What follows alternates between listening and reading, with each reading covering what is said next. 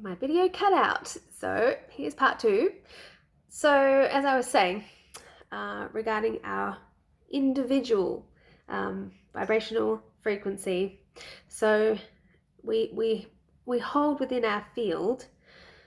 So when we're kids, anytime we have an experience that triggers a certain emotional response, and that emotion is not given permission to be expressed, to flow through our systems. Now, there are in fact no, as I was saying, these emotions, we give them negative labels, these lower emotions, but there are actually no wrong or negative emotions. They're only the idea of certain emotions being undesirable or negative are just come from our human perception of these experiences.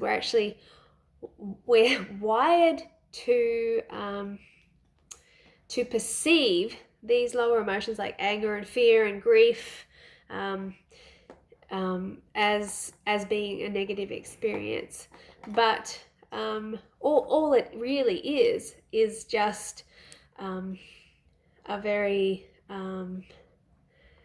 deep and dense form of energy that when this sort of, we have this surge of dense energy flowing through us, when we're not allowed to express it, it is held in our systems, in our field, in our energetic field, which does correspond to the physical aspect of our body as well.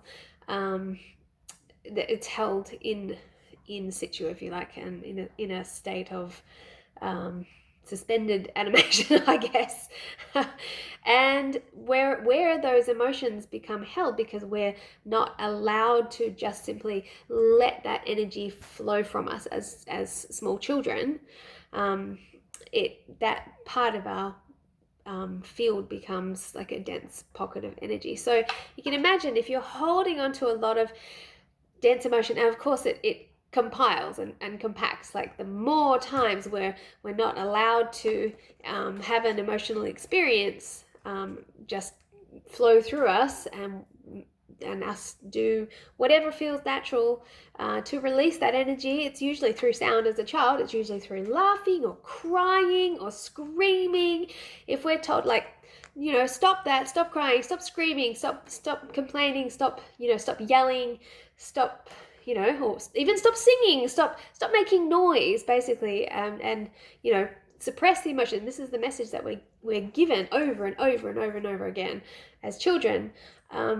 What happens is that we end up with lots of dense pockets of energy, and those dense pockets become, they hold their slower and lower vibe states, and then that will lower our overall collective frequency. So when people talk about raising your vibe, what is actually required for that to happen is for us to be able to release these dense pockets of repressed emotion.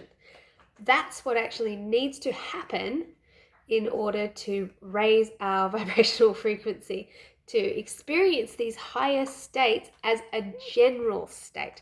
Now, if you've got pockets of emotion, stuck, it doesn't mean that you can never experience a high vibrational state. It just means it won't be sustainable, because these lower frequencies will be will set the tone, literally tone pitch for our general experience.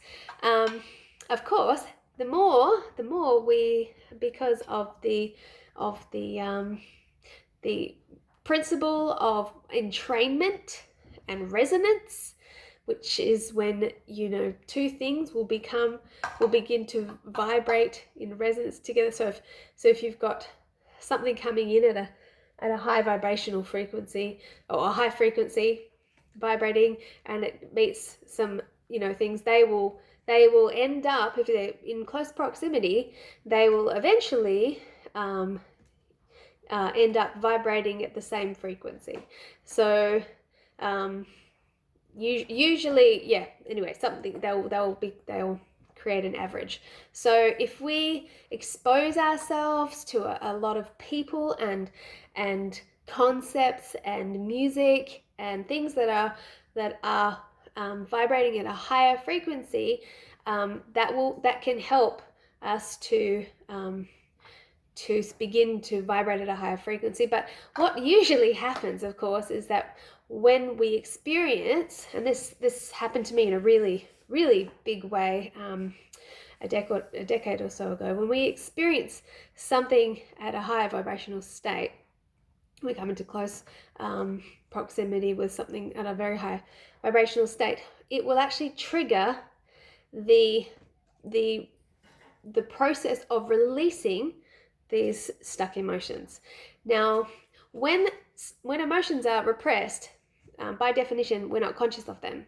So when healing is triggered by something that's of a high vibrational frequency, what might actually happen, we might feel worse for a little while, because these pockets of trapped emotion that we've been keeping held in our latent unconscious will actually start pressing up into our consciousness, because into our conscious awareness, because they have to move. That's the processing of it. So they have to move through our conscious awareness, well, unconscious to subconscious, which is like the dreaming state. When you start processing something, you'll dream of you'll start processing it through dreams, and other sort of subconscious states and experiences.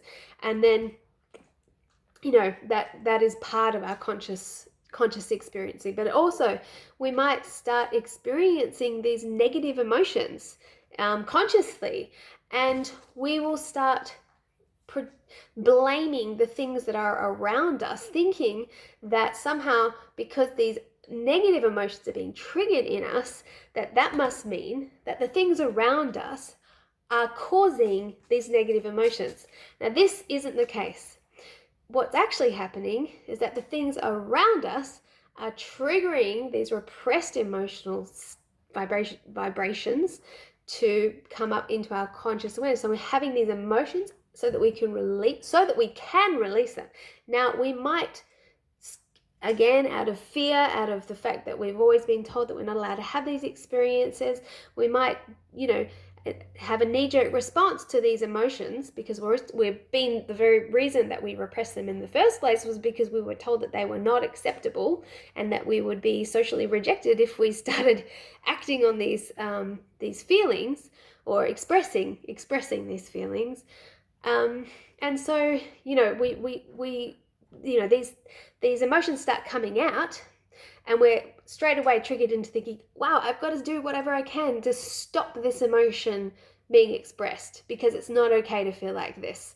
So we'll run away from the situations or the people that we think are causing these negative emotions to come up in us.